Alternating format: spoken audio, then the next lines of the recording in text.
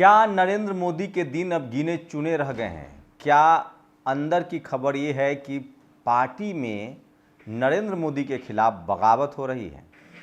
और क्या बीजेपी का समय अब खत्म हो रहा है? ये मैं नहीं कह रहा हूं, ये नितिन गडकरी कह रहे हैं। क्या नीतीश कुमार और चंद्रबाबू नायडू के बीच कुछ पक रहा है? क्या बीजेपी को हिंदू के पिच पर ही बोल्ड करने की बड़ी तैयारी है? ये खबर तमाम मीडिया में छपी है नीतीश कुमार और चंद्रबाबू नायडू को लेकर। और अरविंद केजरीवाल क्या अब आरएसएस के नए चहेते हैं? मैं फिर कह रहा हूँ, हाल के दिनों में जिस तरह से आरएसएस प्रमुख मोहन भागवत जो ब्राह्मण समाज से आते हैं, उन्होंने नरेंद्र मोदी के खिलाफ जिस तरह से बोला है, उससे साफ है कि आरएसएस और बीजेपी के बीच कुछ बन नहीं रही है। और जम्मू कश्मीर में क्या 370 फिर से आएगा? क्या बीजेपी का वहाँ सुपरा साफ होगा? क्या कांग्रेस सत्ता में आएगी? क्या मिलीजुली सरकार होगी? और क्या ये सच है कि तमिलनाडु में एक ब्राह्मण समाज के युवा की जनेऊ काटने की कोशिश हुई? ये भी बड़ी खबर है जो आपको कोई नहीं दिखाएगा। और मैं इसीलिए कह रहा हूँ कि सोशल मीडिया ही सच्चा मीडिया है, सोशल मीडिया ही बहुजन मीडिया है। तो सबसे पहले बात नितिन गडकरी की। कुछ दिन पहले नितिन गडकरी ने हंगामा मचा दिया था। उनका एक बयान आया था, उन्होंने कहा था कि विपक्ष मुझे प्रधानमंत्री बनाना चाहता था, लेकिन मैंने वो ऑफर ठुकरा दिया क्योंकि मैं पार्टी की विचारधारा से बंधा हूं। लेकिन सोचिए, हाल के दिनों में जिस तरह से एक्सप्रेसवे टूट रहे हैं, दरारें पड़ रही है, क्या नितिन गडकरी पर दबाव बनाया जा रहा है? नितिन गडकरी ने महाराष्ट्र में एक बड़ा खुलासा कर दिया। उन्होंने कहा कि कौन गारंटी लेगा कि बीजेपी चौथी बार आएगी कि नहीं आएगी। इसका मतलब है कि नितिन गडकरी के अंदर खाने बहुत कुछ चल रहा है। और मैंने पहले बार भी कहा था कि कोई गारंटी नहीं ले सकता कि नितिन गडकरी को जो ऑफर था वो अभी भी है और आगे भी रहेगा। नितिन गडकरी के बता दे, वो आरएसएस के चहेते हैं, मजदूर थे, गरीब घर के थे, आरएसएस दफ्तर नागपुर से हैं। आरएसएस दफ्तर में वो ड्राई फ्रूट्स पहुंचाने का काम करते थे स्कूटर से। बाद में ब्राह्मण समाज से हैं, उनकी निष्ठा थी। धीरे धीरे धीरे धीरे धीरे वो इतने ऊपर पहुंचे कि उनको पार्टी का अध्यक्ष तक बनाया गया। अध्यक्ष नितिन गडकरी इसलिए बनाए गए कि एक दौर आया था जब आडवाणी खेमे में नाराजगी चल रही थी, बीजेपी में दो फाड़ होना था और नरेंद्र मोदी के कैंडिडेट को रद्द करवाने के लिए आडवाणी ने गडकरी को खड़ा कर दिया था। वहीं से नरेंद्र मोदी और गडकरी का जो कॉन्फ्लिक्ट है वो पुराना है और देखिए कि आगे क्या होता है। लेकिन फिलहाल तो नितिन गडकरी तेल देख रहे हैं और तेल की धार देख रहे हैं। कहा जाता है कि उनके हर पार्टी में अच्छे रिश्ते हैं। क्या नितिन गडकरी आधे सांसदों का समर्थन जुटा पाएंगे? चलिए, तो भविष्य के गर्भ में है, लेकिन राजनीति में 1+1 11 होता है, 1+1 2 भी होता है, तो 1+1 11 भी होता है। अब बात नीतीश कुमार और चंद्रबाबू नायडू की। लड्डू वाला मामला आपको पता है, बीजेपी को न उगलते बन रहा है न निगलते बन रहा है। लड्डू वाला जो मामला है वो सचमुच ये बात सही है कि जगन मोहन रेड्डी उस समय मुख्यमंत्री थे। चंद्रबाबू नायडू का मंदिर के से लेकर थोड़ा पहले से कॉन्फ्लिक्ट रहा है। जब वो पहले मुख्यमंत्री थे तो वहाँ एक पुजारियों का हेजमनी है, एक ही 4 परिवार के लोग पुजारी बनते हैं। चंद्रबाबू नायडू ने कहा था कि एग्ज़ाम होना चाहिए। लिबरल किस्म के आदमी है, प्रोग्रेसिव आदमी है, उन्होंने कहा था कि एग्ज़ाम होना चाहिए। खैर, वहाँ के सिस्टम जो ट्रस्टी हैं उन्होंने नहीं माना। उसके बाद उनकी सत्ता चली गई। अब वो सत्ता में दोबारा आए हैं। एक तीर से 2 निशाना कर रहे हैं चंद्रबाबू नायडू। सोचिए, हिंदू पिच पर वो बैटिंग कर रहे हैं और बैटिंग भी इतनी तगड़ा वाला कि बीजेपी को जवाब देते नहीं बन रहा है। जगन मोहन रेड्डी ईसाई हैं, ईसाई समुदाय, उनका धर्म ईसाई है, कहा जा रहा है कि वो ईसाई समुदाय से आते हैं। अब सवाल है कि जगन मोहन रेड्डी और बीजेपी के रिश्ते जगजाहिर थे। सारे बिल जगन मोहन रेड्डी ने आराम से पास करवाए, लोकसभा राज्यसभा में जमकर मदद की। नवीन पटनायक और जगन मोहन रेड्डी 2 ऐसे प्लेयर थे, उड़ीसा के मुख्यमंत्री और आंध्र प्रदेश के मुख्यमंत्री, जो गठबंधन में नहीं थे एनडीए में, लेकिन गठबंधन से बढ़कर थे।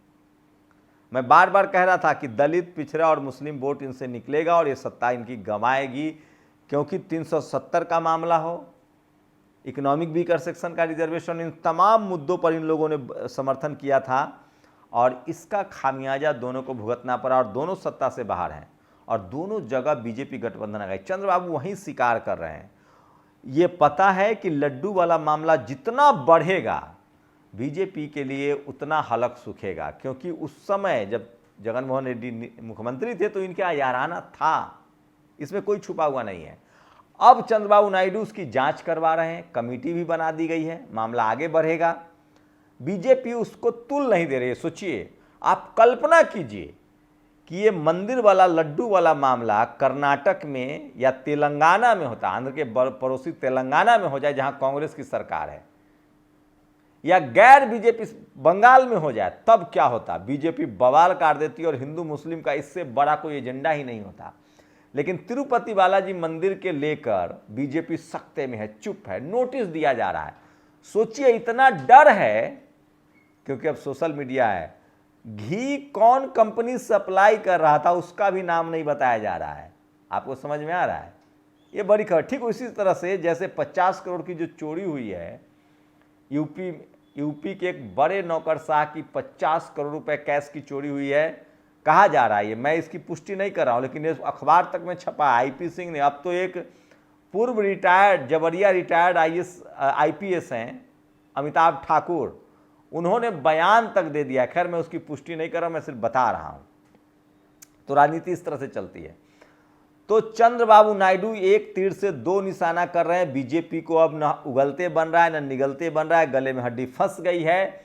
न वो जगनमोहन रेड्डी पर भीड़ सकते हैं क्योंकि उनका याराना था, और न इसे इनकार कर सकते हैं। नोटिस पर नोटिस दिया जा रहा है, लेकिन सवाल है डैमेज कंट्रोल हो नहीं रहा है। तो हिंदू कार्ड पर चंद्रबाबू नायडू बैटिंग कर रहे हैं। उनकी भी राजनीतिक महत्वाकांक्षा है। अपने ससुर के साथ सबसे बड़ी बगावत की थी, एनटी रामाराव के साथ। दुनिया जानती है कि चंद्रबाबू नायडू महत्वाकांक्षी भी हैं। अपने ससुर के साथ उन्होंने सत्ता छीनी थी और सबको पता है कि आने वाले समय में प्रधानमंत्री कौन नहीं बनना चाहता है साहब। और सत्ता की चाबी चंद्रबाबू नायडू के हाथ में है। एक विधायक पर लोग मुख्यमंत्री बनते हैं, मधु कोरा याद है? एक विधायक अकेले चुनाव जीत के आए थे निर्दलीय। हिसाब किताब ऐसा बना कि प्रधानमंत्री बनाना पड़ा, मुख्यमंत्री बनाना पड़ा झारखंड के। तो ये हिसाब किताब का खेल है, मैथमेटिक्स है राजनीति की।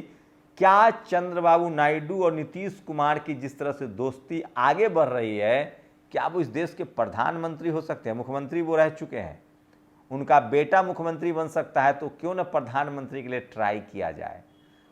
वहीं हिंदू पिच पर वो बीजेपी को फंसा रहे हैं और उनका वोट भी जा रहा है। नीतीश कुमार भी यही खेल खेल रहे हैं। वो लगातार राम मंदिर को लेकर और जानकी मंदिर की बात कर रहे हैं, वो भी हिंदू पिच पर खेल रहे हैं।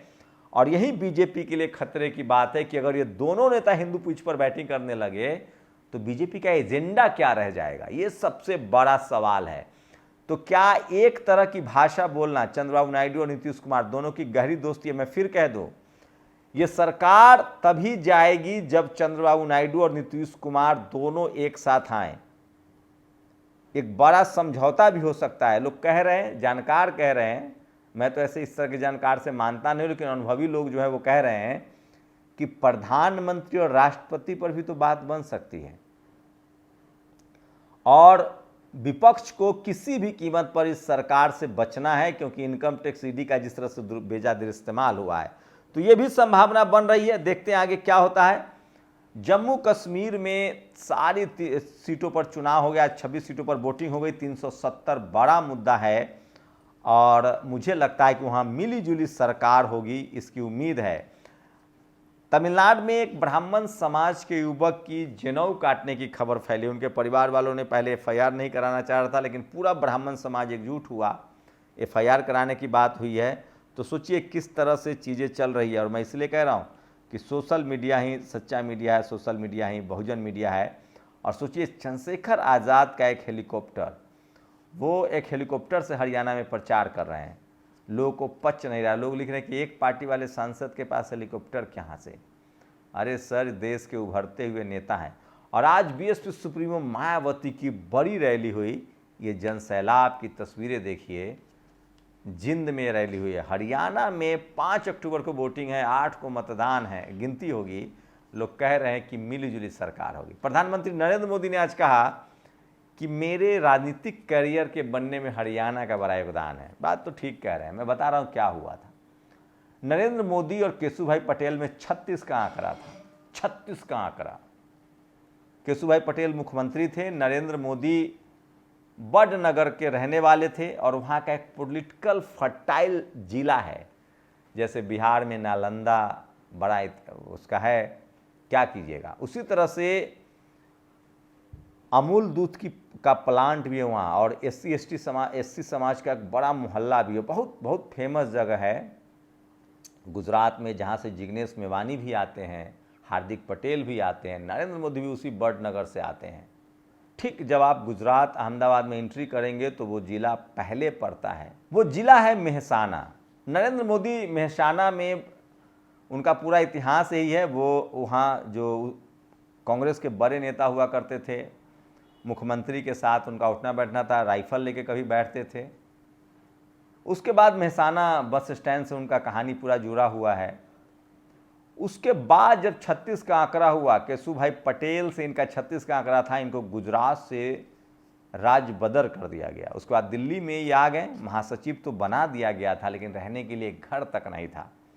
कहा जा रहा है, जानकार बताते हैं कि आडवाणी जी के यहाँ लगभग 30 दिनों तक ही रोज जाते रहे, लेकिन इनको मदद नहीं मिली। आडवाणी जी ने अपना सर्वेंट क्वार्टर तक देना नहीं समझा, क्योंकि केशुभाई पटेल का इतना दबाव था। उसी दौर में एक बिजनेसमैन थे जो राज्यसभा के मेंबर थे और वो मुंबई में रहते थे। उन्होंने नरेंद्र मोदी को अपना घर दे दिया, दिल्ली वाला, कि आप रहिए, क्योंकि उनका केशुभाई पटेल से बनता नहीं था। वो आगे पॉलिटिक्स में राज्यसभा आना नहीं चाहते थे। केशुभाई का दुश्मन उनका दोस्त। नरेंद्र मोदी को रहने की जगह मिल गई। उसी दौरान कहा जाता है कि रामनाथ कोविंद जी से इनकी जान पहचान हुई। ठीक है, धीरे धीरे बीजेपी दफ्तर में रहने लगे। गोविंदाचार्य से भी इनकी ठीक ठाक बनती थी, मीडिया मैनेजमेंट भी जानते थे, और वहीं समय कटने लगा। करते करते इनको हरियाणा का प्रभारी बनाया गया, और वहीं से बीजेपी की मिलीजुली एक सरकार बन गई हरियाणा में। नरेंद्र मोदी की किस्मत खुली, उनकी पहली गाड़ी भी वहीं से हुई। और उसी हरियाणा में गर्दिश के दिनों में प्रभारी के दौरान मनोहर लाल खट्टर अपने स्कूटर पर उनको लेकर घुमाते थे, और उन्हीं की बरसाती में वो रहते थे। तो नरेंद्र मोदी के बारे में कहा जाता है कि वो दोस्तों के दोस्त हैं। अपने दोस्तों को जो बुरे वक्त में जिसने मदद की है उनको भूलते नहीं हैं, और जिन्होंने तकलीफ दी है उसको भी नहीं भूलते हैं। तो उन्होंने खुद माना है कि हरियाणा की राजनीति से ही मेरी ज़िंदगी बदली है। तो ये थी प्रधानमंत्री नरेंद्र मोदी की हरियाणा कनेक्शन। कभी खट्टर के स्कूटर से घूमते थे, उन्हीं की बरसाती में रहते थे, और रामनाथ कोविंद जी जब मेंबर ऑफ पार्लियामेंट थे तब उनकी जान पहचान हुई थी, उन्होंने बहुत मदद की थी, वो राष्ट्रपति बने। रामनाथ खट्टर गुमनाम चेहरा थे, मुख्यमंत्री बने। तो ये आज की तमाम बड़ी पॉलिटिकल खबरें थी। आप अपनी प्रतिक्रिया जरूर दीजिए, शुक्रिया। नेशनल दस्तक की आपसे गुजारिश है कि अगर इसको बचाना चाहते हैं तो नेशनल दस्तक को सब्सक्राइब करने के लिए रेड कलर के सब्सक्राइब बटन को दबाएं, फिर बेल आइकन की घंटी दबाएं। नेशनल दस्तक को बचाने के लिए बहुत जरूरी है कि हर खबर को शेयर करें, लाइक करें, कमेंट जरूर करें।